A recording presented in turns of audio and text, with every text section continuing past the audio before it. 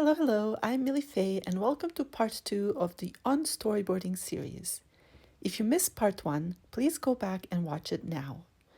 In part 1, I explain why I will be storyboarding an existing story rather than my original work for this video series. The story I'll be using is Dun Dun Dun Dun Dun.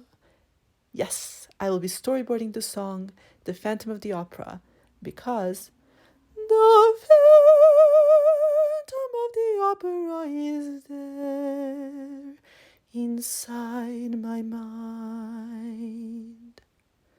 All kidding aside, if you've never heard of Andrew Lloyd Webber's musical based on Gaston Leroux's book, I envy you because you can experience it for the first time. It is awesome. I always wanted to retell it as a 2D animated miniseries, so I've been directing and retelling my own version to myself for fun since I was 16 years old. Please familiarize yourself with the story, read cliff notes, listen to the song, look up the characters. In my version, Phantom is actually the youngest son of a sultan who was born with half of his face disfigured. His mother died giving birth to him, and since she was the Sultan's favorite wife, his father both hated and loved him. When his father died, his older half-brothers decided to kill him to take his share of the inheritance, and Phantom ran away with the Persian, who was his bodyguard in the palace. They assumed new names, and the prince became Eric and Phantom of the Opera.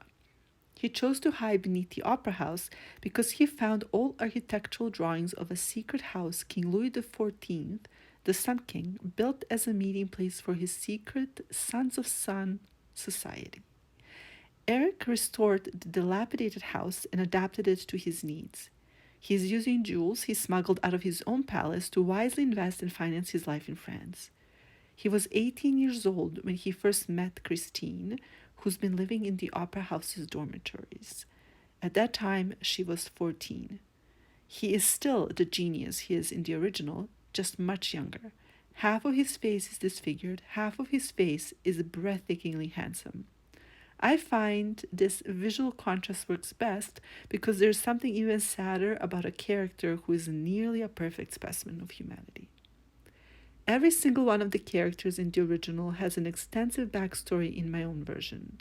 It is this extensive backstory that the audience never sees that informs the motivations and thus actions of the characters. I know my version of the Phantom of the Opera really well, so I'm ready to get to work. Your mission, if you choose to accept it following this video, is to 1. Decide which existing story you would like to storyboard for your own portfolio, and 2. Get to know your characters and locations really well. Feel free to build on the existing material and make the characters your own. If you want, you can even create your own script.